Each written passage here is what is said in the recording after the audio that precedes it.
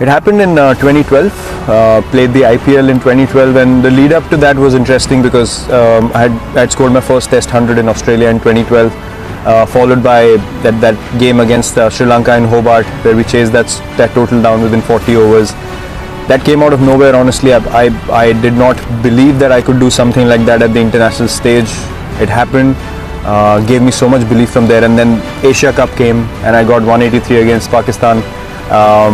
On a Sunday, everyone was watching, so things really just turned in about 6 months for me. But I forgot the basics of the game. I started, becoming more desperate, and I thought, this IPL I'm going to dominate everyone. But the moment IPL started, a few games which didn't go my way, and my mindset completely dropped to the other end. I was eating anything that came in sight. I was finishing, candy packets, 40 pieces a packet. I would finish 3 packets a week. I was eating horribly, sleeping horribly. My habits were all over the place. And I finished IPL. I remember I went home, came out of the shower first day, and I saw myself in the mirror, and I was ashamed. It was literally, I saw myself and I thought I'm looking at another human being, and I told myself, look, if you want to play cricket at the highest level, this is not the way that you can manage. And from next day onwards, I changed everything about my diet, the way I trained, everything, and from then on it was just an obsession. Look, when I step onto the field, I have to believe that I'm the best, because my mindset, as I said, was very clear from the first time I started playing this game. I'm not going to allow anyone to think that I'm just a pushover. So my mindset was, I'm going to go to Australia, and how am I going to score runs against these guys? I wasn't going out there to survive. And from the time I got back home till the Australia tour, I promise you, I was visualizing every day when I was working out in the gym that I'm hitting Mitchell Johnson, I'm hitting these guys all over the park. And those things came to life eventually, because I convinced myself to an extent. When I went there, I was absolutely fearless, and things just started flowing.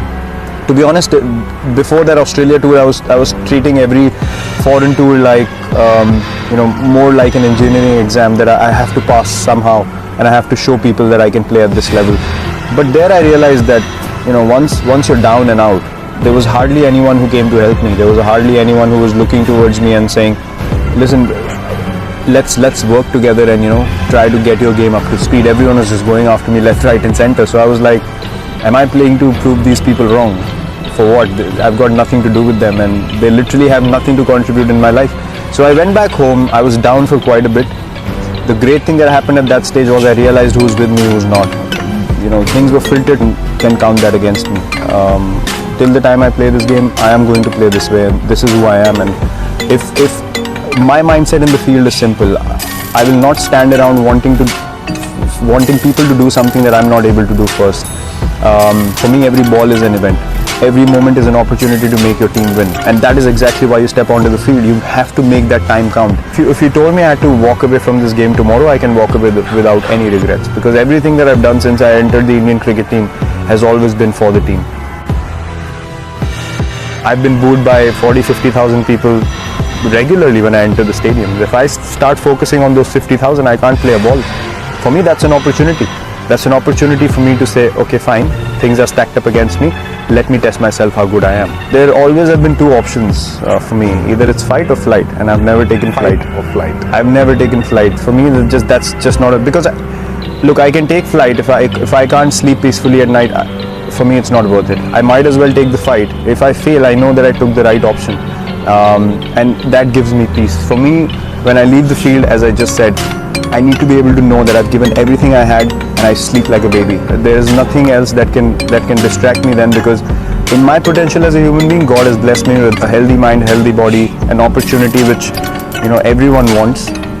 So I have to be honest to that. I have to live up to that. So for me, these things are just a process, just a part of the process, which is, you keep moving forward. You keep taking the positive option. Whether you get success or not, that's irrelevant, but never take a backward step. Face the fear, look it in the eye and say, fine, I'm gonna have a smile on my face, and I'm gonna keep coming at you. And that's how I live my life as well. I don't live my life half and half. I've never done something which I'm not 100% convinced about.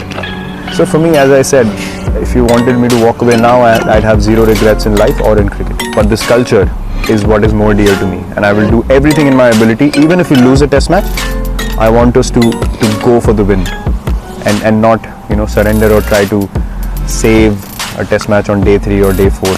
That for me just not acceptable. So for me, as I said, milestones don't matter at all. If I had played for milestones in my career, I probably wouldn't have half of what I have right now. So my mindset is pretty clear, and for us it's just pursuit of excellence.